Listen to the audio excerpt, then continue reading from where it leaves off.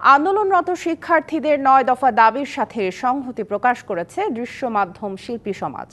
সকালে রাজধানীর ফার্মগেটে সমবেত হয় চলচ্চিত্র, আলোকচিত্র, থিয়েটার, গণমাধ্যম সহ দৃশ্য মাধ্যমের নানা শাখার কর্মীরা। কোটা সংস্কার আন্দোলনকে কেন্দ্র করে দেশে হত্যা, সহিংসতা, গণগ্রেপ্তার, হয়রানির প্রতিবাদ জানান শিল্পীরা এবং সব হত্যার হিসাব ও বিচার করার দাবি তুলছেন তারা। এছাড়া গুলি ও সহিংসতা বন্ধের পাশাপাশি গণগ্রেপ্তার ও শিক্ষার্থীদের মুক্তির দাবিও জানান তারা। আমরা যারা গ্রেফতার হয়েছে তাদের মুক্তি চাই, যেসব হত্যা হয়েছে সেগুলোর বিচার চাই। গোলাগুলি, হত্যা, রক্ত এগুলো দেখতে চাই না, এগুলোর বাইরে আমরা থাকতে চাই, আমরা শান্তি চাই।